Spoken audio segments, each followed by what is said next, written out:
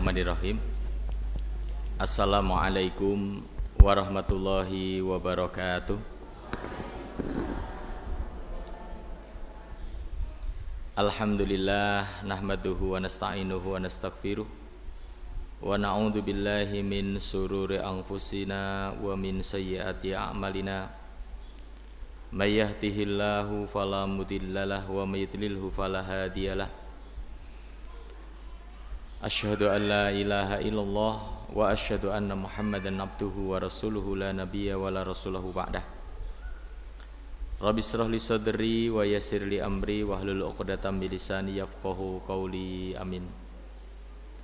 Bapak Ibu rahimakumullah, alhamdulillah puji syukur kita haturkan kehadirat Allah Subhanahu wa taala. Salawat dan salam senantiasa tercurah pada Nabi kita Muhammad sallallahu alaihi wasallam, para keluarga beliau, para sahabat, para tabi'in, tabi'ut tabi'in, dan orang-orang yang senantiasa menghidupkan sunnah beliau sampai yaumul akhir nanti. Alhamdulillah pada pagi menjelang siang. Apa sudah siang? Oh sudah siang ya.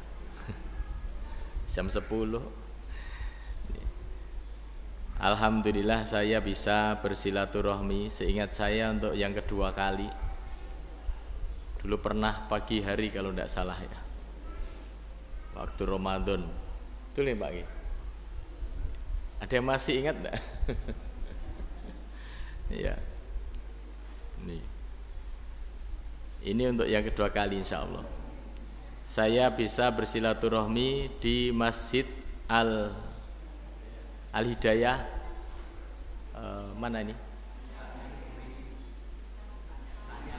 Gedung Ringin. Gedung Ringin.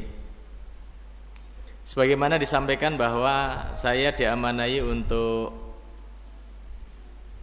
mengasuh Pondok Pesantren Al-Ittihad Kebarongan, Kemeranjen, Banyumas. Pondok Pesantren Al-Ittihad ini adalah pondok pesantren unit putra setingkat SMP dan SMA. Jadi monggo Bapak Ibu yang barangkali nanti kepingin anak atau cucunya di pesantren bisa didaftarkan. Ada penawaran spektakuler, 10 pendaftar pertama nanti dapat diskon sahriyah 50%. Lumayan. Ya, untuk tahun ini. Dan alhamdulillah kita bisa menambah kuota. Kalau sebelumnya kan per kelas perangkatan kita menerima 12, untuk tahun ini kita tingkatkan jadi dua kuota menjadi 24. Karena alhamdulillah untuk unit SMA-nya sudah kita pisah di Gerumbul Pacar Malang, Desa Sirau, Kecamatan Kemeranjen. Jadi kita pisah di sana untuk SMA, sehingga yang di Kebarongan itu tinggal yang SMP. Sehingga bisa memuat lebih banyak dari tahun sebelumnya. Kemudian untuk putri ini bismillah mohon doanya, kita sedang merintis Pondok Pesantren Darut Taqwa Putri untuk sementara bertempat di SMP Muhammadiyah Kemeranjen. Kalau dari sini dari Buntu maju lagi nanti ada kanan jalan SMP Muhammadiyah Kemeranjen. Nah itu di situ kita merintis untuk Pondok Pesantren Putri Darut Taqwa. Nih, sama itu di bawah manajemen kita, ya. Sehingga bagi panjenengan nanti yang pengen mendaftarkan putrinya di situ juga sama, 10 pendaftar pertama bebas 50%. Insya Allah. Ini untuk sahriyah. Dan pondok-pondok kita baik di Al-Ittihad maupun Darut Taqwa itu tidak ada uang gedung. Jadi bebas uang gedung. Terus kemudian tidak ada daftar ulang. Dan tidak ada kalau belum lunas tidak boleh ikut tes, tidak ada. Jadi komitmen kita santri tugasnya belajar, urusan administrasi, urusan orang tua dengan pondok. Jadi tidak kita libatkan sama sekali, dan jangan sampai santri itu tidak bisa tes karena belum lunas. Ya, kasihan juga. Saya punya anak di pondok yang lain begitu masalahnya. Kemarin dapat tagihan gitu kan. Ya kalau belum lunas, belum bisa ikut tes. Aduh, kasihan banget ya. Ini. Jadi kita khawatirnya nanti kena mentalnya jadi ya. Jadi tidak ada insya Allah, tidak terima rapot, tidak dapat seragam ya, tidak ikut tes. Semuanya akan diberlakukan sama, yang bayarnya murah, yang tidak bayar, yang gratis atau yang bayar sama. Kalau seragam sudah jadi semuanya terima. Waktunya tes semuanya tes. Kecuali untuk yang di Muhammadiyah yang diumum, karena kita bekerja sama dengan PCM Kemeranjen untuk SMP-nya menginduk ke SMP Muhammadiyah Kemeranjen. Untuk SMA-nya menginduk ke SMA Muhammadiyah Tambak. Nah, kalau yang urusan dengan SMP dan SMA ya monggo diselesaikan sendiri itu. Ini. Tapi kalau dengan pesantren insya Allah anak-anak tidak akan kita libatkan dalam urusan administrasi. Jadi insya Allah walaupun belum bayar, ada yang sampai lulus tidak bayar sama sekali, ada. Ya alhamdulillah anaknya juga lulus, juga dapat rapot ya. Nih, juga ikut tes. Karena kita ingin seluruh santri bisa berkonsentrasi untuk belajar. Ya, tidak direpotkan dengan urusan belum lunas dan sebagainya. Jadi monggo bagi yang tidak mampu nanti misalnya kok tidak mampu bayarannya, nanti langsung ke saya saja. Langsung ke saya. Karena nanti kalau panitia penerimaan santri itu tidak bisa dan tidak berani memutuskan, nanti langsung menghubungi saya saja. Insya Allah nanti kita permudah. Karena prinsipnya pondok pesantren ini untuk berdakwah, bukan untuk komersial, bukan untuk cari keuntungan. Maka ya kalau kemudian ada kekurangan-kekurangan kaitannya dengan fasilitas, gedung dan sebagainya, ya mohon dimaklumi. Itu sebagai informasi karena mumpung ketemu karena tidak tahu ketemu lagi apa tidak besok ya. Mumpung kesini kan sekalian iklan. Ini. Domisili saya di Karangjati Bapak Ibu. Ini saya pernah diceritai sama Bu Muhsin, Ustadz pernah ngisi di gedung apa bener ya? Gedung Ringin gitu. Saya asli orang sana, napa bener niki? Bu Muhsin. Asmane sinten? Nggih, wong anu garwane Pak Muhsin jadi ya nyelip Bu Muhsin.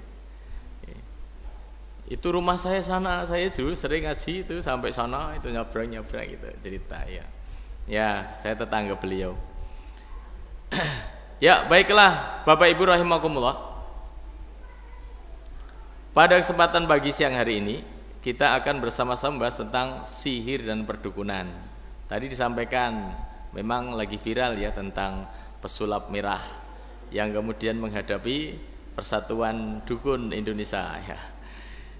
Lalu bagaimana sebenarnya sihir itu? Ada satu sisi yang perlu kita kaji lebih dalam supaya nanti kita tidak masuk dalam pemahaman yang keliru kaitannya dengan masalah sihir. Nih. Bapak Ibu rahimakumullah, sihir menurut Ahlus Sunnah wal Jamaah itu ada, nyata. Ya, bukan tidak ada dan nyata. Nih. Yang berpendapat bahwa sihir itu tidak ada adalah Mu'tazilah. Mu'tazilah ini siapa? Yaitu kelompok yang lebih mengedepankan akal. Jadi seluruhnya itu harus kembalinya kepada akal. Sedangkan Ahlus Sunnah wal Jamaah itu berpendapat bahwa akal itu di bawah wahyu. Jadi kalau misalnya ada ayat yang tidak masuk akal ya kita cukup mengimani. Karena berarti akal kita belum sampai.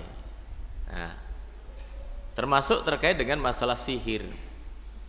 Di mana di beberapa ayat Allah Subhanahu wa taala menjelaskan tentang sihir yang insya Allah kita semuanya juga sudah hafal. Qul a'udzu birabbil falaq. Apa lagi? Nah, di situ ada doa yang diajarkan oleh Allah Subhanahu wa taala, min syarrin nafasati fil uqad. Dari kejahatan wanita-wanita penyihir yang menghembuskan sihir pada buhul. Nah, ini menunjukkan apa? Bahwa sihir itu ada.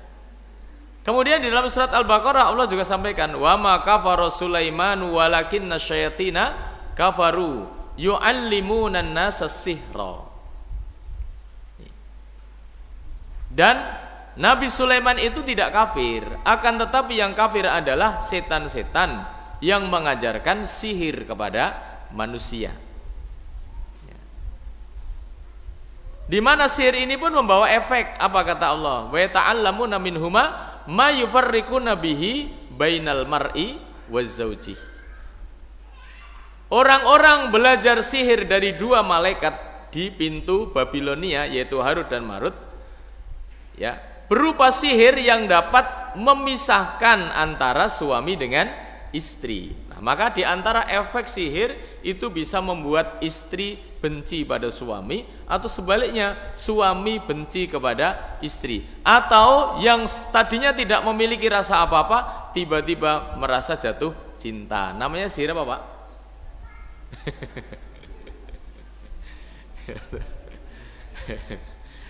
Jaran goyang.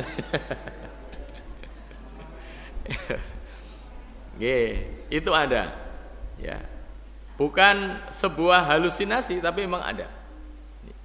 Nah, lalu apa sebenarnya sihir itu? Monggo nanti disimak, ini makalahnya saya buatkan, hanya saja cuman saya print 30 karena dari kemarin itu kita belum sempat nanya ini jumlah mat'unya berapa begitu. Jadi ya sedapatnya kita ngeprint ada 30 lembar. Yang dapat monggo bisa disimak. Fasihru ibaratun amma khufiya wa lutfu sababihi. As-sihru, fasihru, maka yang namanya sihir itu ibaratun adalah sebuah ungkapan, adalah sebuah fenomena. Amma tentang apa-apa, khufiya yang tersembunyi, tidak terlihat, ya, tersembunyi tidak terlihat, walutfu sababihi, dan sangat halus sebabnya. Jadi sebuah fenomena yang bisa dikatakan disebut ya gaib gitu ya, tidak kelihatan dan sangat halus sekali sebabnya. Nah, itulah yang dinamakan sihir. Sumiya sihron dinamakan sihir li'annahu karena yahsulu bi umurin khofiyatin. Dinamakan sihir li'annahu yahsulu, kejadiannya itu bi umurin khofiyatin, dengan perkara-perkara yang tersembunyi, tidak kelihatan. La tudriku bil absori, tidak dapat diikuti oleh mata. La tudriku bil absori, tidak dapat diikuti oleh mata. Ya, alhamdulillah. Ini banyak yang bawa pulpen. Ya memang harapannya begitu. Kalau cuman mendengarkan, kadangkala seiring dengan semilir angin dari kipas angin dan suara yang begitu merdu membuat Anda semuanya tersihir dengan suara saya. Tapi kalau bawa pulpen kan jadi urit gitu ya kan. Itu memang yang saya harapkan. Ya, alhamdulillah. Ya. Nih, dan biasanya yang bawa pulpen memang ibu-ibu. Bapak-bapak biasanya tidak bawa gitu.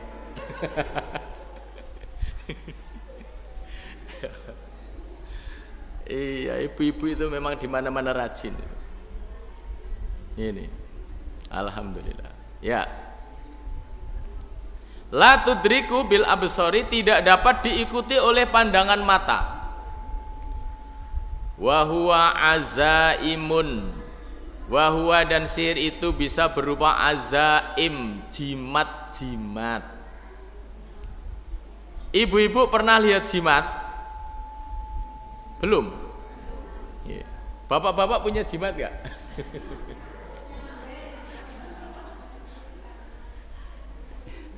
Ya. Jadi jimat itu bisa ya apa sajalah. bisa jadi keris ya, bisa batu ake ya, dan lain sebagainya. Azaim, jimat-jimat. Waruko, mantra-mantra. Wakalamun, dan perkataan-perkataan yatakallamu yang diucapkan bihi dengannya.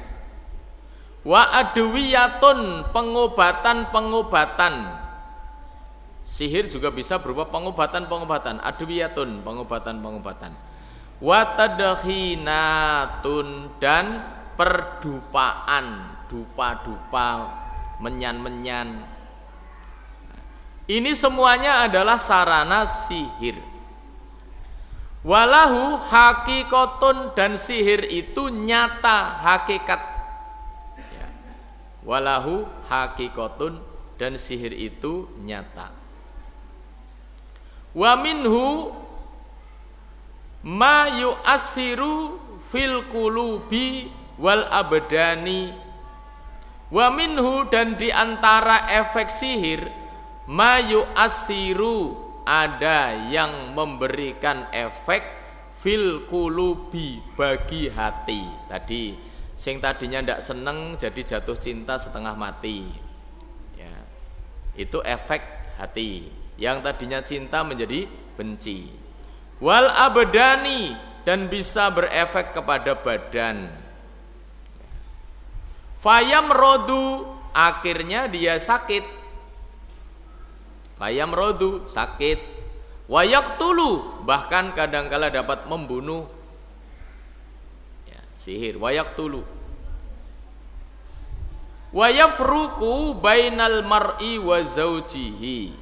Wayafruku, dan memisahkan bainal mar'i, di antara laki-laki, wa zaujihi, dan istrinya.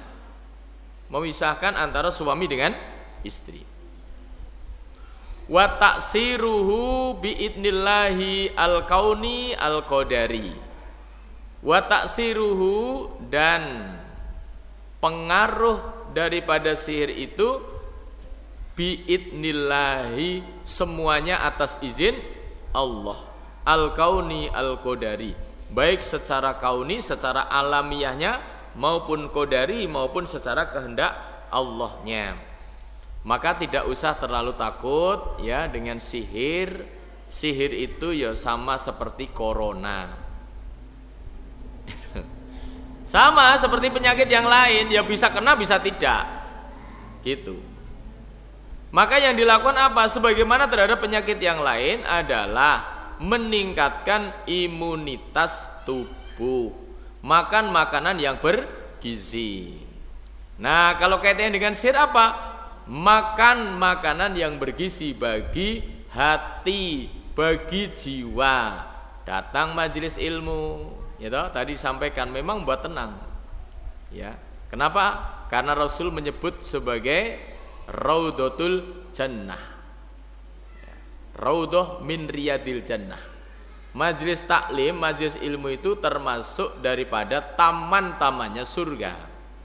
Jadi nyuwun sewu, kalau ada di antara panjenengan hadir di majelis taklim, kok atine ora ayem, berarti jenengan salah. Gitu. Jenengan sing salah, sebab ini adalah majelis ilmu. Majelis ilmu itu termasuk tamannya surga, makanya podo ayem, sing nang omah ra iso turu tekan kene langsung ngantuk. Gitu. Sing duwe utang akeh ditagih langsung nang majelis taklim. Di WA, anu aku lagi ngaji ya, selamat lumayan. Ya, tidak mungkin sing nagih utang datang ke pengajian. Datang pun juga tidak akan nagih utang. Ini, ya. Jadi semuanya atas izin Allah. Wahuwa amalun saitoniyun. Dan sihir ini termasuk amalan setan. Wa kasirun minhu la yatawassalu ilaihi illa bisyirki wa taqarrubi ilal arwahi al khabisati. Wa kasirun, dan kebanyakan minhu darinya, la yatawassalu, tidak sampai, sihir itu tidak sampai, tidak terjadi ya. Ilaihi, kepada orang yang disihir. illa bisyirki, kecuali pelakunya harus melakukan kesyirikan. Jadi pelakunya harus melakukan kesyirikan. Wa taqarrubi, dan mendekatkan diri ilal arwahi, kepada arwah-arwah al khabisati, yang buruk. Arwah di sini bukan arwah orang mati yang gentayangan, bukan. Tapi arwah di sini maknanya adalah jin. Nggih, jin-jin yang jahat, jin-jin yang buruk. Jadi sihir itu akan terjadi dengan cara bagaimana? Mengabdi dan berbakti serta beribadah kepada jin-jin yang buruk. Nanti ada syarat-syaratnya biasanya. Bima tuhibbu, bima tuhibbu, dengan apa-apa yang disenangi oleh jin-jin tersebut. Watawassolu ila istikhdamiha bil isroki biha. Dan sihir itu akan berfungsi, sihir itu akan didapatkan dengan cara apa? Istikhdamuha bil isroki biha, berbakti, berkhidmat, menyuguhkan untuk jin-jin tersebut dengan isrok, menyekutukan ia dengan Allah Subhanahu wa taala. Walihada koronahu asyari'u bisirki. Walihada, maka dari itu, koronahu asyari'u, syariat mengkaitkan sihir tersebut bisirki, dengan kesirikan. Haitsu yaqulun nabiyyu sallallahu alaihi wasallam, haitsu yang mana yaqulun nabiyyu sallallahu alaihi wasallam, Nabi sallallahu alaihi wasallam bersabda. Sabdanya di sebaliknya. Dalam Sahih Bukhari hadis nomor 2560, an Abi Hurairah radhiyallahu anhu anin Nabi sallallahu alaihi wasallam qala ijtanibus sab'al mubiqat. Jauhilah oleh kalian 7 perkara yang membinasakan, 7 perkara yang menghancurkan. Qalu, para sahabat bertanya, ya Rasulullah, wahai Rasulullah, wa mahunna, 7 perkara yang membinasakan itu apa? Qala, Rasulullah sallallahu alaihi wasallam menjawab, asyirku billah, berbuat syirik kepada Allah, menyekutukan Allah dengan yang lainnya. Wasihru, dan melakukan sihir. Jadi sihir dikaitkan dengan syirik, disebutkan setelah syirik. Wa qatlun nafsi allati harramallahu illa bil haqq, dan membunuh jiwa yang Allah haramkan untuk dibunuh, illa bil haqq, kecuali atas alasan yang benar, kecuali ada alasan yang dibenarkan oleh syariat. Alasan apa yang dibenarkan oleh syariat? Nabi sallallahu alaihi wasallam bersabda, la yahillu dammi imri'in muslimin illa bi ihdas salasin. Darah orang mukmin tidak halal ditumpahkan kecuali kalau dia melakukan salah satu dari 3 perkara.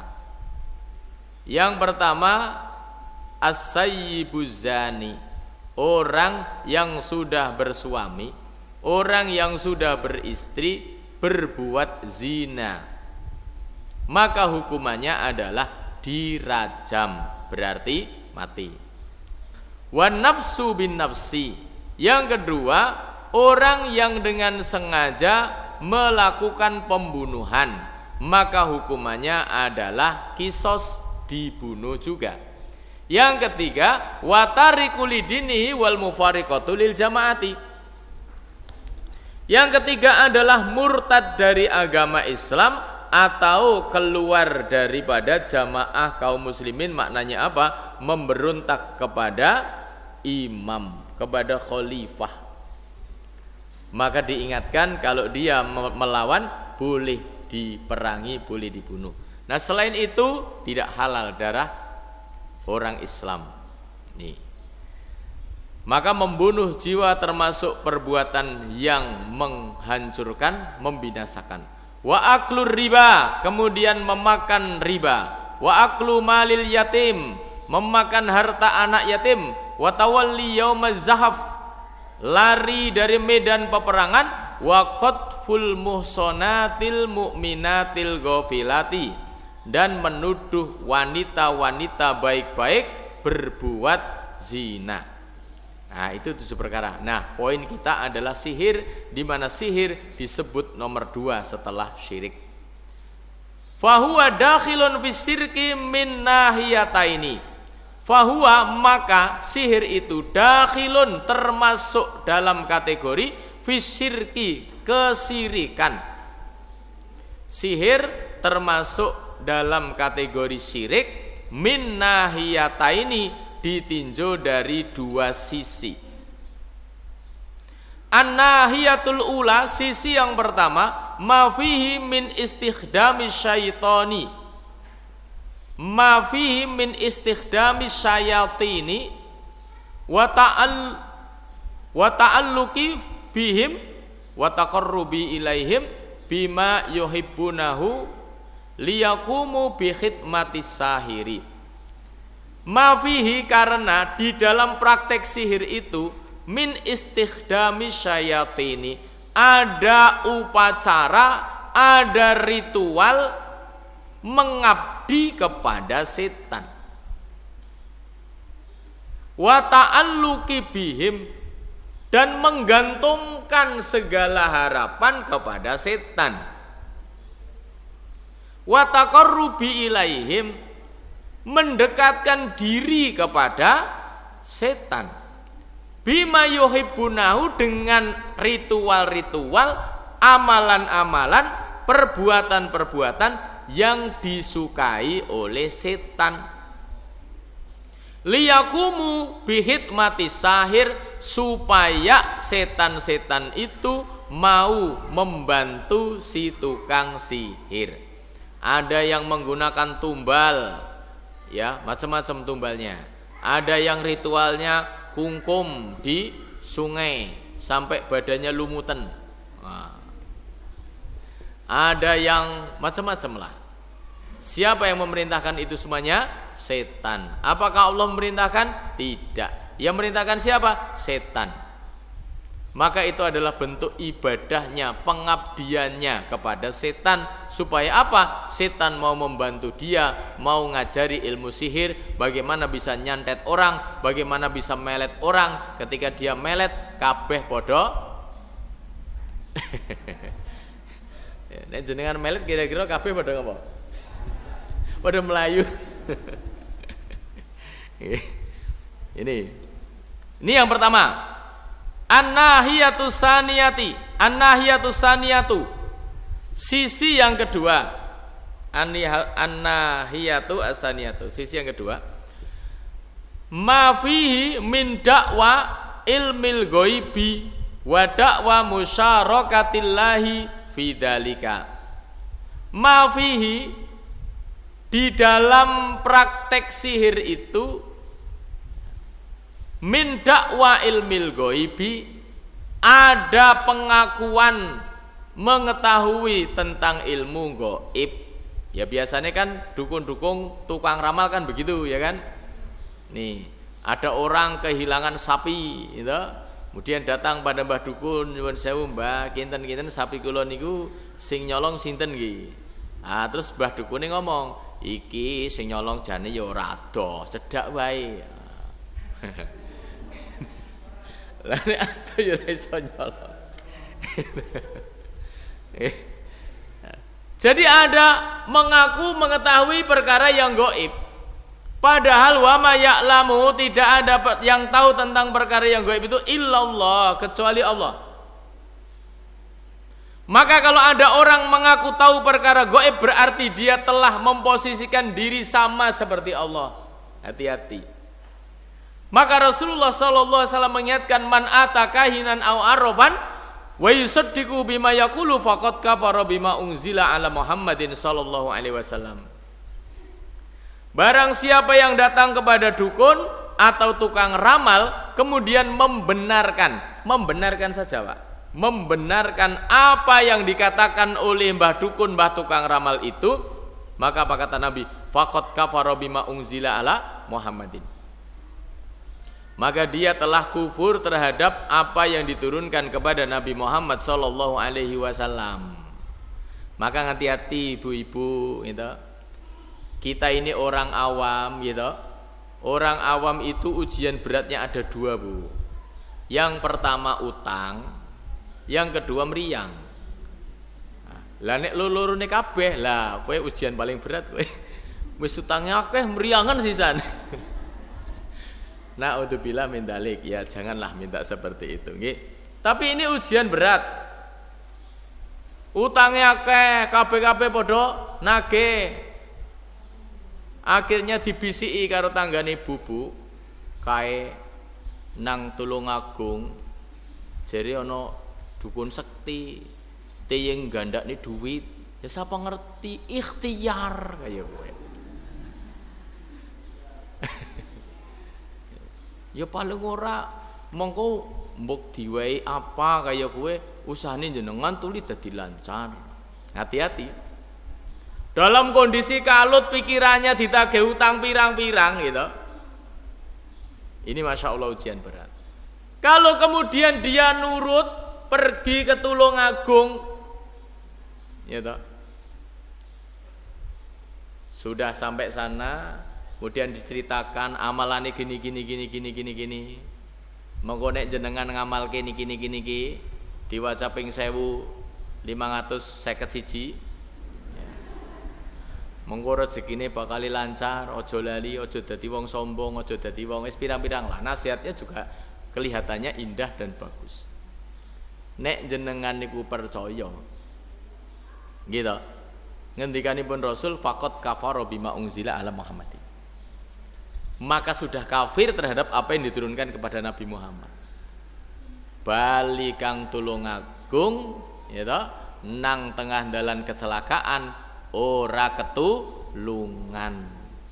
Na'udzubillah min dzalik, mati dalam keadaan kufur. Hati-hati. Atau yang kedua, penyakit. Gitu. Sudah berobat ke sana kemari. Ya, sudah habis sawah, habis ladang. Ora mari-mari, nggih. Akhirnya dibisiki kali tanggane.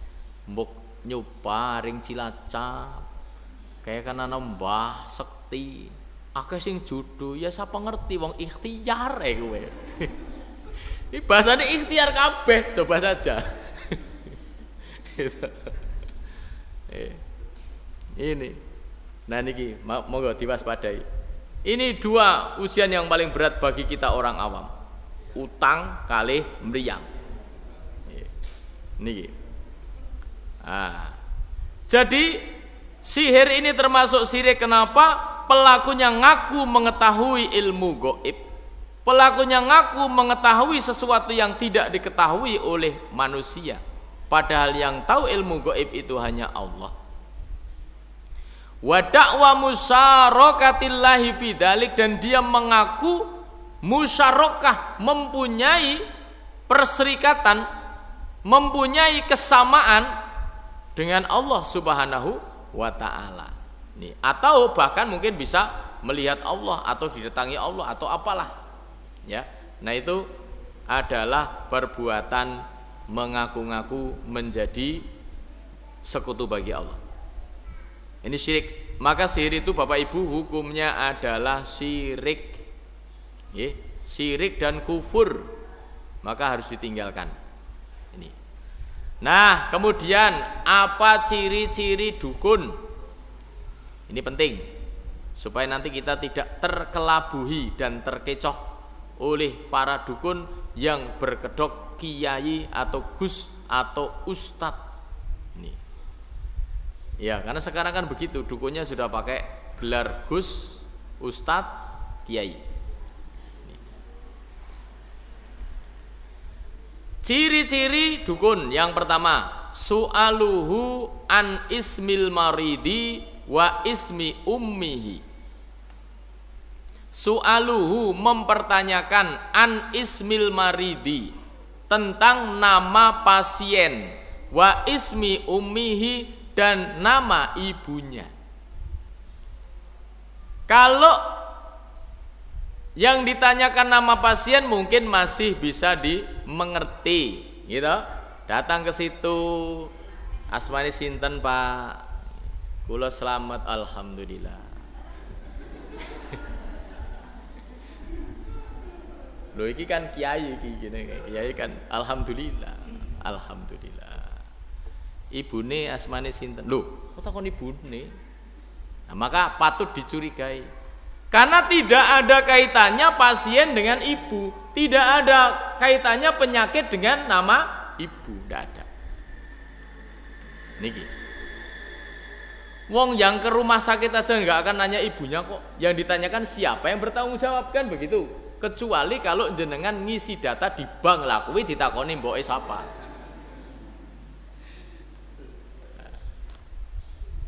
Jenengan isi data di bank itu toh, mau buka rekening, itu yang ditanyakan adalah nama ibu kandung, gitu. Tidak ada pertanyaan nama bapak kandung, ora kanggo nang bank kowe bapak kowe. Ya, ini nggak tahu itu kenapa kok yang ditanyakan ibunya bukan bapaknya. Apa karena memang bank itu falsafahnya adalah memanakkan duit gitu ya? Itu. Ya, jadi yang ditanyakan ibunya, ya. Ibu kan yang beranak kan ibu, bukan bapak. Ini, wallahu a'lam bishawab, ya. Jadi kalau menanyakan tentang nama ibunya, ini hati-hati. Atau nama istrinya, wah hati-hati. Nggak ada kaitannya. Penyakit kok takon ibune jenenge sapa, bojone jenenge sapa. Ya. Ini, maka itu indikasi dukun. Karena ada syarat-syarat yang harus dipenuhi kaitannya dengan masalah itu. Yang kedua, tolabuhu minal maridi tazwidahu bi asarin min asarihi almadiyati. Tolabuhu meminta minal maridi kepada pasien, tazwidahu supaya mempersiapkan bi asarin bekas-bekas min asari hilmadiyah dari bekas-bekas yang dipakai, seperti baju, sisir atau rambut atau apa, nggo syarat. Jadi kalau minta seperti itu, nah ini tandanya adalah dukun, bukan penerapi, ya. Karena banyak sekali juga yang berkedok pengobatan alternatif, terapi, ruqyah, ya. Nih, kalau menanyakan nyun sewu ada bekas rasukanipun, ya toh, bekas baju dan sebagainya, ya. Ini, kalau dukun pawang hujan di tempat saya lebih heboh lagi. Jadi dalam rangka untuk mengendalikan hujan yang tidak reda, sawur beras pure, pertama garam dulu, pure, tambah deres. Beras genti pure, ini kejadian nyata, saya lihat sendiri, ya, tetangga saya itu, ya, anak yo mau anu barang gawe musim udan, ya udan tuh, sawur garam karo mbah dukun iki tambah deres, sawur beras tambah deres, ya, terakhir apa? Sawur celana dalam. Itu nyata Bu itu. Aku yang guyu itu. Ya rumangsane udane wedi karo kathok. Akhirnya ndak reda itu hujan itu. Mbah dukune bali udan-udan ngluyur wae karo ngomel-ngomel. Oh, dikandani ngeyel, kono aja sandalan Mas, sandalan. Saya dengar sendiri itu. Tangga saya. Jadi kata Mbah dukun kuwi sing duwe omah, sing among tamu sing duwe omah lho sing bareng gawe, ora kena sandalan. Lah wong tamune pejabat-pejabat mosok ora sandalan. Iki kok nyeker coba. Nah kuwi ra gelem sing tuan rumahe. Ujane terus banget tuh. Petir menyambar-nyambar. Mbah dukune ngluyur udan-udan ngomel. Oh kan aja sandalan ngeyel kok. Iku. Ndak tahu itu celana dalam siapa. Badukun dhewe apa? Siapa? Nih. Terus tolabuhu ahyanan li hayawanin bisifatin muayyanatin. Tolabuhu meminta ahyanan kadang-kadang li hayawanin supaya mempersiapkan binatang bisifatin dengan sifat muayyanatin tertentu. Njaluk ayam sing warnane ireng. Ya. Iya. Sing warnane putih. Saya punya teman, dia ikut perguruan silat. Ya toh? Nah, ini mau kenaikan sabuk. Syaratnya kudu nggawa ayam sing warnane putih. Ya, sambat jan anu golek pitik putih ning ndi ya? Butuh pira? Siji kok. Anggo apa sih kenaikan sabuk? Aku duwe akeh. Tenan, butuh pira? Aku duwe akeh tenan. Tenan iki tenan, kanca-kancaku lagi golek. Tenan. Ayam potong. Ya karena memang saya punya ayam potong waktu itu ada 300 ekor. Ya saya waktu di rumah saya di Sragen dulu melihara ayam potong 300 saya. Batin iku guyu. Lho sing penting kan putih kan mulus tenan asli. Ya putih kabeh. Sak cucuk-cucuke cakar-cakare putih kabeh. Wah, akeh ngono. Jadi meminta syarat-syarat tertentu. Ayam hitam, ayam putih, ya toh? Ayam belorok, ya. Ini dan lain sebagainya. Itu tandanya Pak, dukun. Kadang-kala minta telur. Nanti katanya penyakitnya dipindah ke telur, ya. Nek sing jaluk ndok banyak kemlekeran sapa? Ndok banyak kemlekeran. Kemarin ibu-ibu di tempat saya ya lagi ngaji tanya, Pak Ustadz, nyuwun sewu niki badhe tanglet nggih Bu pripun? Niku kan kula gadah banyak nggih. Sok wonten tiyang ingkang pados ndok banyak kemlekeran niku kepripun? Saya ndak paham itu maksudnya apa.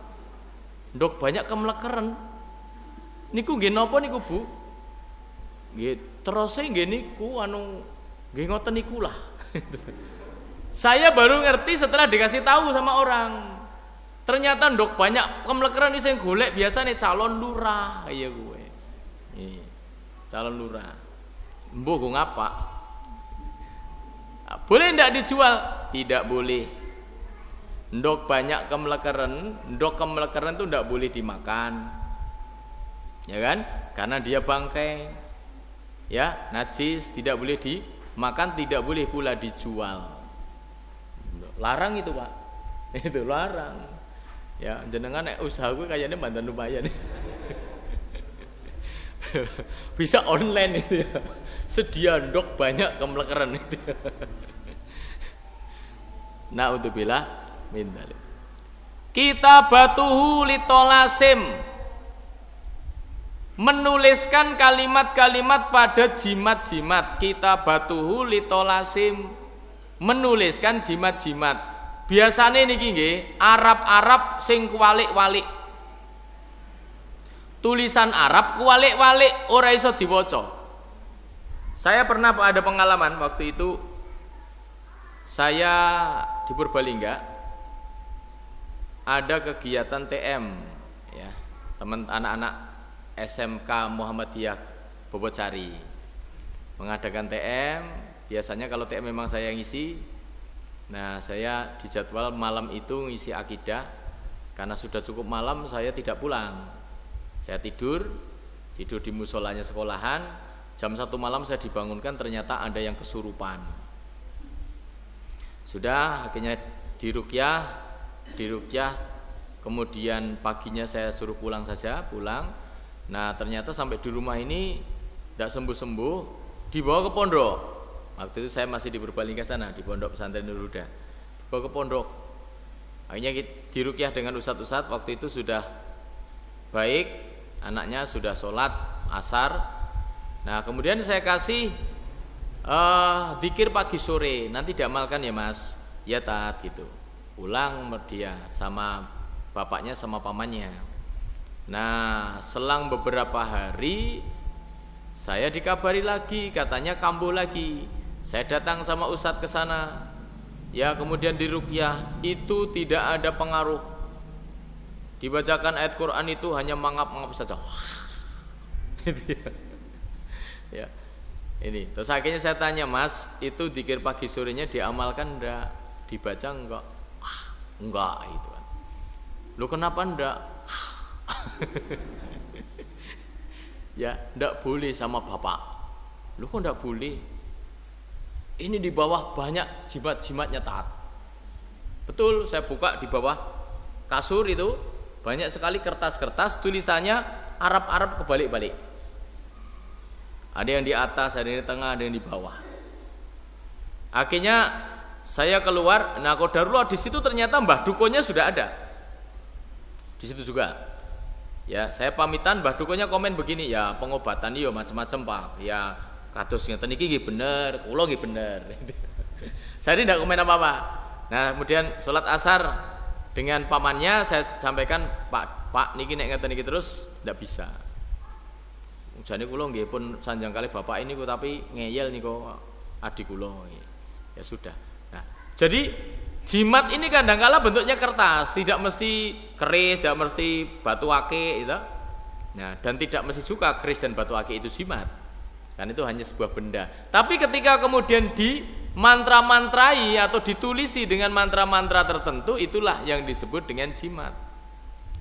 Maka kalau kemudian memberikan tulisan-tulisan tertentu, ya untuk dipakai, berarti itu adalah dukun. Ya, biasanya jimat pager jiwa, pager apa lagi ya dan sebagainya. Nah, kemudian raf'u sauti bitilawati ayatin minal Qur'ani. Mengeraskan suara ketika membaca ayat-ayat Quran. Summal isroru, kemudian pelan. Watamat matu, dan berkomat kamit. Bikalamin, dengan perkataan goiru mafhumin, yang tidak dapat dipahami. Wabi azaimin syirkiyatin, dan dengan mantra-mantra yang syirik. Jadi pertama-tamanya raf'u saut bitilawati ayatin minal Quran. Ketika membaca Al-Quran ya dikeraskan Pak. Ini untuk mengelabui pasiennya. A'udzubillahi minasyaitonirrajim. Bismillahirrahmanirrahim. Alhamdulillahirabbil alamin arrahmanirrahim maliki yaumiddin. Nah, tiba-tiba komat kamit. Wes. Ya. Nah, itu cirine dukun. Biar kelihatan kiai, biar kelihatan ustad. Nah, yang komat kamit itu yang mantranya. Push. Nah, itu. Ghairu mafhumin, yang tidak dapat dipahami. Nih. Kemudian iqta'ul maridi ma yusamma hijaban. Iqta'ul maridi, memberikan kepada pasien ma yusamma, apa-apa yang disebut hijab, pelindung. Jimat, pager goib, dan lain sebagainya. Nih. Apalagi? Susuk. Kalau jujul tidak ada ya. Nah, ini penting juga. Banyak orang yang terkecoh ketika ada mbah-mbah sudah tua, tidak mati-mati gitu kan. Akhirnya ada tetangga yang bilang, anu kue mbok pasang susuk kayak kue. Jadi matine angel. Lah terus kepriwe? Ya digolekne gurune kon nyopot kue susuke. Lho ora dicopot tuh ora mati-mati. Ngandel ora. Ya. Ini hati-hati. Malaikat maut itu ndak takut sama susuk wong dijujule mo. Jadi ndak ada ceritanya pasang susuk ora mati-mati. Kalau tidak mati-mati ya memang belum takdiri mati. Nek jenengan ndang pengen mati ditekek bae. Repot-repot golek gurune tekan Banyuwangi. Ya toh? Ini pengen ndang mati, Pak. Lu melas lah kayak ditekek.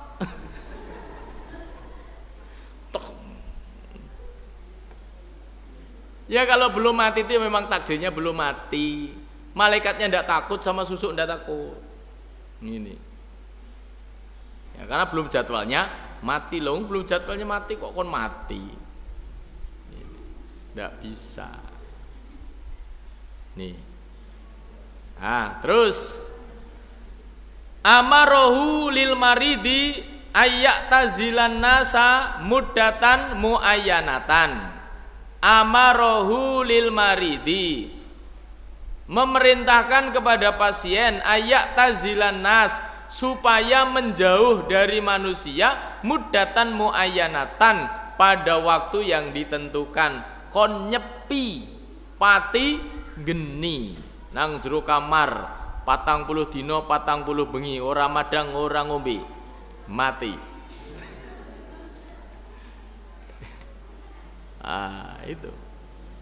Itu ciri dukun itu, menyepi, menjauh dari manusia. Ahyanan yatlubu minal maridi alla yamassu ma'an limuddatin. Ahyanan kadangkala yatlubu meminta minal maridi kepada pasien Allah agar jangan yamassu menyentuh ma'an air limuddatin dalam waktu tertentu. Tidak boleh kena air, tidak boleh menyentuh air. Atau sebaliknya justru diminta mencari air 7 sumur. Saya dulu pernah mengikuti perguruan seperti itu, ya. Jadi kalau naik tingkat, pengen bisa melihat jin secara langsung, syaratnya apa? Mandi 5 sumur, Pak. Mandi 5 sumur. Jenengan tidak usah praktek kok juga bisa. Karena aku dono mantrane, ya. Nih, mandi 5 sumur. Kemudian malam, tengah malam itu jam 00 mandi 5 sumur. Kemudian dikir di depan lilin. Dikir 99, tidak boleh kurang, tidak boleh lebih. Ini. Nah, itu kata gurunya, nanti bisa lihat jin dengan bentuk aslinya. Nah, ini juga tanda-tandanya dukun. Mandi 5 sumur. Apalagi sekarang, Pak, golek sumur angel pisan. Wis ora ana sumur nang kampung-kampung, anane pam karo sanyo. Ya. Iya, itu susah banget itu waktu itu. Mana? Oh, sumurnya kan harus sumur kae. Ya. Sumur enggak boleh yang bor itu, enggak boleh. Itu bukan sumur itu. Dia sumur, 5 sumur. Ini. Iqta'uhu al-maridi asya'a yadfanuha fil ardi. Iqta'uhu al-maridi, memberikan kepada pasien asya'a sesuatu yadfanuha supaya dikubur fil ardi di dalam tanah, entah di pojok rumah, entah di depan ya pintu atau di belakang dan sebagainya, supaya dikubur. Nah, itu tanda-tandanya juga dukun seperti itu. Yu'tihi ahyanan aurokon yahrukuha wa tabakharu biha. Yu'tihi, memberikan, ahyanan kadang-kadang, aurokon secarik kertas. Secarik kertas yang entah di mantra-mantra, entah di bagaimana. Yahrukuha, supaya dibakar. Wa tabakharu biha, dan menghirup asapnya. Ya, jadi asapnya dihirup. Ada juga ya supaya dibakar, kemudian abunya diubek di air terus diminum, ada juga yang begitu. Nah, itu ciri-ciri perdukunan. Nih, ikhbaruhu al-maridi ahyanan bi ismihi wa ismi baladihi. Ikhbaru al-maridi, mengkabarkan, memberitahukan kepada pasien, ahyanan kadang-kadang, bi ismihi, namanya, wa ismi baladihi, dan nama kampungnya, nama negerinya. Ini untuk menunjukkan kesaktian. Jadi baru datang, baru kula nuwun, monggo jenengan Pak Slamet tuli. Nggih Mbah, kula Pak Slamet. Nggih.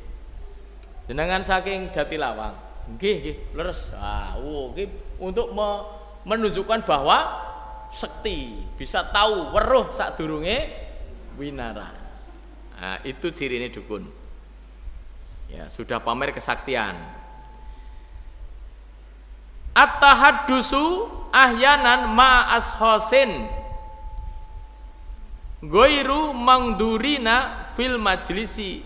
At-tahaddusu berbicara ahyanan kadang-kadang ma'a dengan ashosin seseorang ghairu mangdurin yang tidak kelihatan fil majlisi di tempat itu. At-tahaddus berbicara. Jadi nggone nerapi karo ngomong dewek. Oh iya, neng kene iki to. Oh rada medun. Oh iya. Oke niki to. Oh set ya. Ora apa-apa lah. Plek. Nah ya. Oh. Lah kae piye? Oh iya kene iki. Ya. Jadi seolah-olah dia sedang berbicara dengan sesuatu yang tidak terlihat.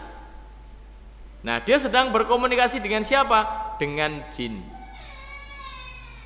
Dengan jin. Nih.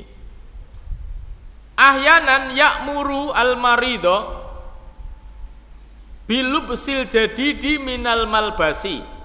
Ahyanan kadang-kadang ya'muru memerintahkan al-marido si pasien yalbasu supaya mengenakan al-jadidi sesuatu yang baru minal malbasi dari pakaian, disuruh memakai pakaian yang baru. Nih, ya entah pakaian sudah disiapkan atau beli dan sebagainya.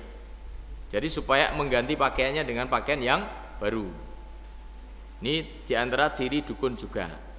Terus la yastaqbilu sahiru ahadan fi syahri ramadhanal mubaraka.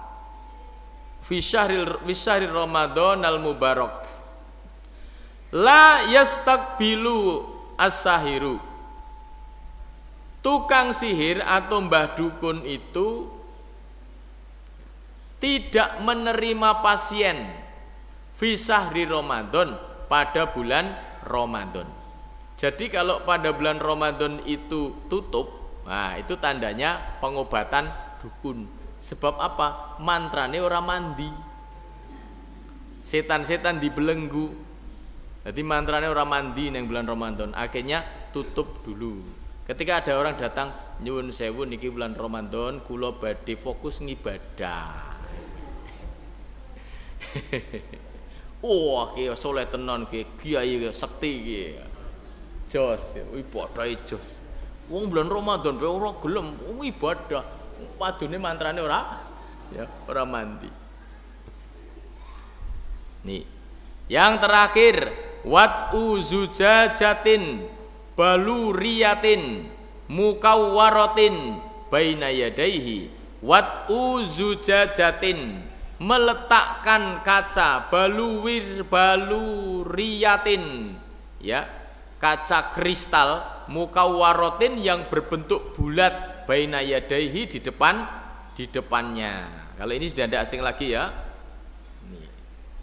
Batu petir. Kalau disentuh keluar petirnya. Biar. Ya. Katanya untuk berkomunikasi dengan alam gaib. Nah, itu diantara ciri-ciri dukun. Bapak Ibu monggo berhati-hati. Karena orang yang datang pada dukun dan membenarkan perkataannya, membenarkan saja, maka sudah kufur terhadap Al-Quran. Apalagi meyakininya, mempercayainya, dan mempraktekkannya. Demikian, ada yang perlu didiskusikan? Monggo, silakan. Ada pertanyaan?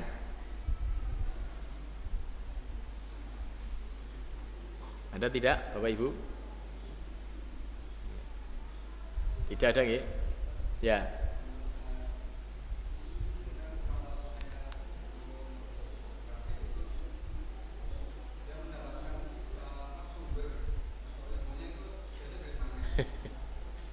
Iya.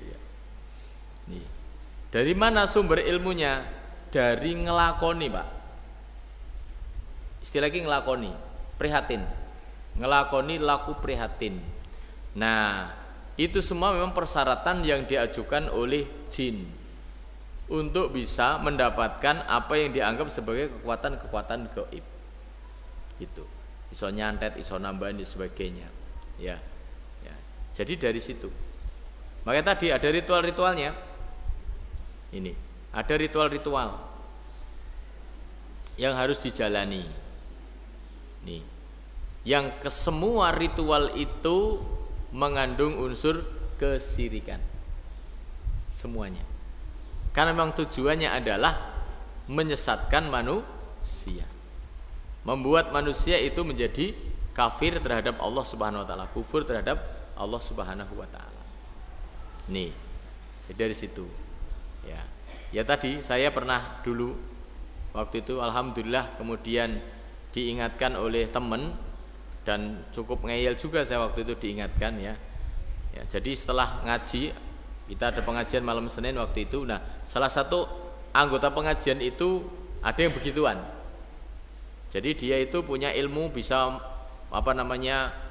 mengatur hujan gitu, memindahkan hujan, bisa pukulan jarak jauh ya dan lain sebagainya. Akhirnya ajak kita diajak waktu itu, namanya anak muda ya, kan seneng itu. Gurunya di Karanganyar sana, satu mobil kita berangkat. Ya di sana ya gurunya bilangnya begini Pak, kita ini sedang mempelajari ilmunya Sunan Kalijogo. Jadi kata gurunya ini Sunan Kalijogo itu sebelum meninggal menyebar ilmunya ke alam. Gitu. Nah ini kita lagi ngambil ilmunya Sunan Kalijogo. Nama ilmunya apa? Supranatural waktu itu. Ya, perguruan supranatural. Ya awalnya cuma diisi aja sama gurunya itu diisi. Gitu, di musola itu. Wah gitu. Lah habis itu latihan kita, latihan dengan teman-teman latihannya apa? Nek Pandan dulu pernah melihat tayangan tim pemburu hantu. Udah pernah lihat Bu ya? Di televisi ya, tim pemburu hantu yang begini loh. Wah, kayak gini. Nah, kemudian ditanya, wah itu makhluk aja di sana. Energinya sangat kuat sekali dia. Lah itu dulu saya begitu itu. Ya, Masya Allah. Dan alot banget Pak itu. Alot. Latihannya malam di lapangan biasanya. Gitu. Ya. Jadi cari gendruwo, cari peri gitu kan. Nanti di sana set ya, di bawah pohon asem. Ya, ada berapa? Ada 5. Apa? Peri gitu. Ya sebenarnya halusinasi aja. Halusinasi yang muncul dalam benak gitu. Jadi ketika membaca mantranya begitu kan, kemudian memusatkan pikiran, wah di sana ada apa gitu kan. Ya memang halusinasi yang muncul adalah ada pohon asem, di bawahnya ada bayangan, ya perempuan gitu. Oh lagi di sana, gendruwo, gitu. Ya begitu itu. Ya ini halusinasi. Nah kemudian jurus-jurus, ada jurus kera, jurus harimau, jurus ya tinggal dibayangkan mau apa. Alhamdulillah saya tidak pernah bisa. Saya tidak pernah bisa. Teman-teman saya bisa itu. Ya, jurus kera itu sampai naik tinggi banget, pucuk itu. Pohon jati itu sampai pucuk sana. Glenteong jatuh, debek kepalanya dulunya, Pak. Kepala dulu itu jatuh di undak-undakan. Itu mendal seperti bola, tol. Tidak apa-apa. Itu tidak apa-apa. Padahal tinggi pohonnya. Ada 6 meteran lah. Naik pucuk-pucuk jatuh itu. Kepalanya itu undak-undakan yang lingiran itu. Mendal seperti bal. Tidak apa-apa. Ini. Itu sihir itu. Saya waktu itu diingatkan sama teman saya, debatnya alot. Sihir apa? Ini ilmu putih gitu. Mantrane yo ayat kursi. Kudu sholat jamaah rutin, ora kena sombong. Wah gitu. Pokoknya angel lah alot. Ya. Nah, ternyata apa? Yang membuat saya sadar itu sederhana. Teman saya bilang begini, "Kamu ngerti Nabi Muhammad?" Iya. Nabi Muhammad itu kalau memang mengajarkan ilmu kebal, ilmu pukulan jarak jauh, lah kenapa dulu ketika perang Uhud patah giginya? Kenapa para sahabat banyak yang gugur? Kenapa tidak diajari saja pukulan jarak jauh? Buk, ngeletak kabeh kayak. Mikir saya, iya ya. Itu sihir tuh, syirik. Iya ya. Alhamdulillah, Pak. Ya, akhirnya saya tidak ikut lagi. Oh iya itu syirik itu. Ini, itu. Nah, jadi ngelakoni, Pak. Itu kalau pengen lihat jin langsung tadi, mandi 5 sumur, kemudian zikir 99, ya, tidak boleh kurang, tidak boleh lebih di depan lilin. Tapi jangan praktek. Nanti kalau jangan praktek, malpraktek masalahnya. Harus didampingi guru yang ahli. Ampun malah praktek jenengan ya. Itu. Nah, saya waktu itu baru tingkatan di bawah itu, baru yang tadi sing gini gitu ya. Nanti kan biasanya ada yang nulukis itu ya, gambar ya, mungkin itu tingkatan di atasnya. Ya, kalau gurunya itu sudah seperti Mbak Rara itu ya, pawang hujan. Ini Masya Allah, na'udzubillah min dzalik.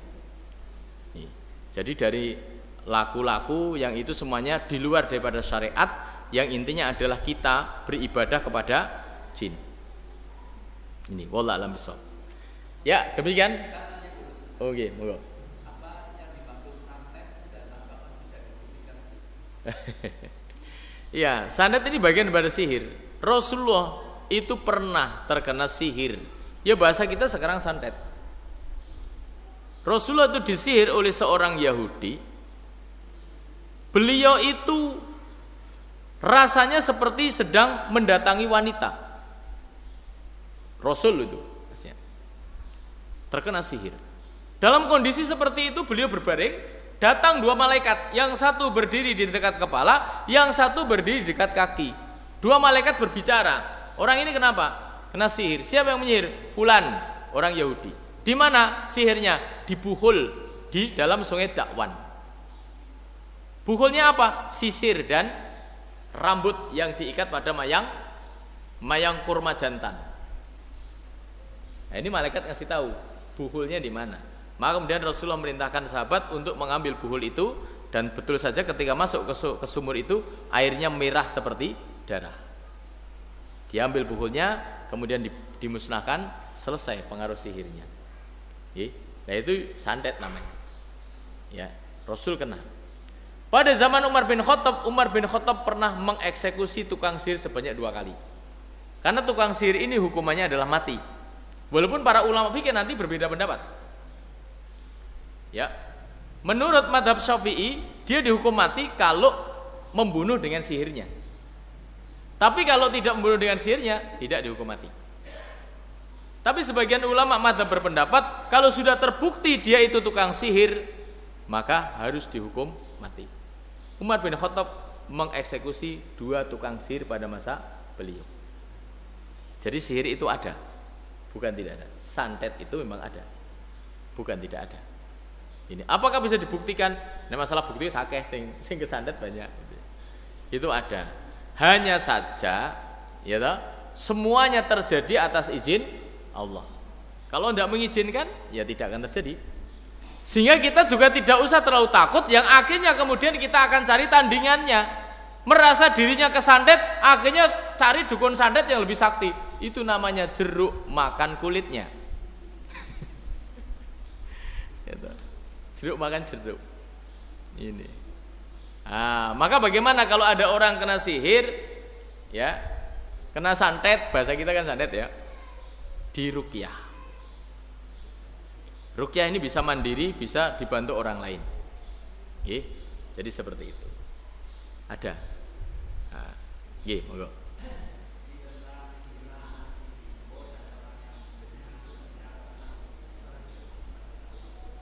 Ya.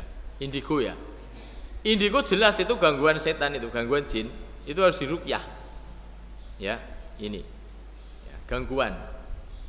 Karena kadang-kala begini, ada memang perjanjian-perjanjian yang dibuat oleh manusia leluhurnya dulu, ya. Ya. Yang akhirnya ini perewangannya ini, khodamnya itu nurun kepada anaknya atau cucunya, nurun dengan sendirinya, dia nemplok begitu, akhirnya bisa melihat jin. Ini, ya alhamdulillah saya belum mempraktekkan yang itu ya, yang bisa melihat itu. Tapi dari situ kita paham untuk bisa melihat saja ada ritual yang memang harus dilakukan. Maka kalau ada orang tanpa ritual dia sudah bisa melihat, berarti ini memang jinnya yang berkehendak. Ini jin yang berkehendak. Mungkin tidak orang bisa melihat jin, bisa, baik secara sengaja ataupun tidak sengaja. Kalau sengaja berarti ada pelajaran tadi, ada ritualnya. Kalau yang tidak sengaja ya jinnya sendiri yang menampakkan diri. Kalau itu saya pernah lihat. Tidaknya saya sendiri. Banyak teman-teman. Kita lagi nongkrong waktu itu ya. Namanya anak muda kan nongkrong. Itu ngobrol-ngobrol gitu. Nah, tiba-tiba ada suara gedebuk di pohon jati di kebun depan kita itu. Ya depan tempat kita nongkrong itu. Gedebuk gitu. Nah, tiba-tiba berdiri sosok hitam gitu ya. Sosok hitam itu yang lihat tidak hanya saya. Kita semua lihat ada 4 anak kalau tidak salah waktu itu. Wih apa kuwi? Wih apa bubar melayu kabeh. Ini. Nah, itu kalau dalam dalam syariat ya namanya gaul. Ada sahabat datang pada Rasulullah mengadu, ya Rasulullah, setiap kali saya pulang malam-malam di depan rumah saya ada hitam-hitam besar. Maka Rasul berkata, kamu nanti pulang akan melihat hitam-hitam itu. Terus apa yang saya lakukan ya Rasulullah? Pukullah. Nih, betul ternyata pulang beneran menampakkan diri ini golnya. Kalau orang ya orang sini nyebutnya genderuwo. Ya, muncul gede. Akhirnya dipukul oleh sahabat ini. Bok. Setelah itu tidak pernah muncul lagi. Nah, itu di Arab ya, penampakannya berupa gol, hantu hitam. Nah, kalau di Jawa ini kan banyak. Ada genderuwo, ada peri, suster ngesot, suster keramas. Jadi nyuwun sewu bapak-bapak ngati-hati, mbok ngelilir bengi-bengi, kok ono kayane wong wadon nang mburi, nang dapur kuwi lagi ngapa? Aja gagian dipukul. Takoni disit, "Sapa kowe?" Iku kowe. Ya, wong praktek tekan mau diwantem, "Buk, kowe." Bojone dhewe. Ini. Niku. Maka tidak usah panik, walaupun pasti merinding gitu. Tidak usah panik. Kalau ada penampakan, pukul saja. Ini pukul, itu perintahnya Nabi. Ya. Tapi yo rata-rata kalau melihat penampakan yo takut. Ini. Jadi indigo ini gangguan. Nih. Ya, setan atau jin itu memang suka mengganggu kadangkala terhadap anak kecil sore-sore gitu kan. Nangis, takut apa gitu kan. Nah, maka monggo ibu-ibu doakan anaknya, doakan cucunya. Kalau masuk waktu petang maghrib, pegang kepalanya, uiduka bika limatillah hitamah min kulli syaitani wahamah wa min kulli ainil lamah. Pun hafal nggih Bu nggih? Nggih, nanti lain waktu mungkin perlu dicatetin aja gitu. Ini. Nah itu didoakan. Bagaimana kalau rumahnya banyak penampakan? Rumahnya ada gangguan, tidak usah mengundang para dukun untuk pager goib, tidak usah. Ya. Cukup dibacakan surat Al-Baqarah. Sesungguhnya setan akan lari dari rumah yang dibacakan surat Al-Baqarah. Ibnu Mas'ud menjelaskan, kalau tidak bisa membaca Al-Baqarah secara utuh, pernah jenengan khatam Al-Baqarah 1 kali duduk? Tidak bisa, maka cukup dibaca 5 ayat yang pertama, ayat kursi, 2 ayat setelahnya, dan 3 ayat yang terakhir. 5 ayat pertama, ayat kursi, 2 ayat setelahnya, dan 3 ayat yang terakhir. Dibaca di pagi hari, maka setan tidak akan masuk rumah sampai petang hari. Dibaca pada waktu petang, setan tidak masuk rumah sampai besok pagi. Niku, jadi tidak perlu ngundang pager goib, cukup jenengan bacakan mantranya seperti itu. Dan tidak perlu ritual-ritual khusus, gitu. Harus tidur tidak pakai baju, tidak pakai celana di depan pintu. Ini bapak saya dulu Bu. Saya bukan cerita tanpa fakta, karena dunia kita harus ada fakta. Bapak saya itu sakit lama, tidak sembuh-sembuh. Akhirnya disarankan sama tetangganya, mbok ikhtiar, Mbah Joyo, ke yo ampuh, sekti. Betul lagi ke sana. Ya. Nah, sama Mbah Joyo waktu itu ya diperintah supaya tengah malam tidur di depan pintu rumah beralaskan daun pisang, tidak boleh pakai baju, tidak boleh pakai celana. Masuk angin ya. Dilakoni karo bapakku. Ya. Itu. Nah, maka tidak usah yang seperti itu. Silahkan dilazimi membaca 5 ayat pertama, ayat kursi, 2 ayat setelahnya, kemudian 3 ayat yang terakhir. Kemudian satu lagi kaitannya dengan masalah ain ya. Ain yang bisa menimpa anak-anak kecil, anak yang tadinya ceria, main tiba-tiba panas badannya, itu sangat mungkin terkena ain. Ain itu penyakit yang ditimbulkan oleh mata yang hasad, mata yang dengki. Maka ibu-ibu nyuwun sewu, nek tilik bayi, ya toh, tilik bayi kok bayine lucu, gemeske, segera doakan barokallah, gitu. Barokallah, didoakan. Untuk menutup apa? Menutup ain. Karena kalau kita nyuwun sewu ada ibu-ibu yang kepengen duwe putu sing gemesin gitu kan, kok lucu, apalagi ndak punya anak, ndak punya cucu kan kepengin banget ya. Itu bisa menyebabkan ain. Ain itu nek wong Jawa istilahnya sawan. Pernah dengar nggih sawan nggih? Sawanan kuwi. Biasanya sore-sore kan itu. Nah, itu ain dalam apa namanya agama kita namanya ain. Maka bisa dibacakan surat Al-Fatihah, kemudian kulhu, kul'a'u ya 3 kali dan tadi ya Al-Baqarah tadi silakan dibacakan dulu. Kalau tahu penyebabnya, maka penyebabnya disuruh wudu, kemudian air bekasnya itu untuk kompres. Insya Allah sembuh. Oke, ini. Tapi kalau tidak tahu kan kita banyak yang nengok kan tidak ngerti, maka doakan, ya bacakan ruqyah sendiri tidak masalah. Tidak harus digawa ke orang pinter. Ruqyah itu siapapun bisa. Dan yang paling baik adalah meruqyah diri sendiri. Caranya bagaimana? Membaca Quran, selesai. Lah gak sembuh juga takdir. Wong meriang kuwi paling-paling mati, gak ada yang lain. Ya mbok. Loh, jenengan niku lho berobat ning dukun ya pol-polene ra mari ya mati. Berobat ke spesialis ke Singapura nek ora mari ya mati. Dadi wong meriang iki pol-polane mung mati, tenang aja.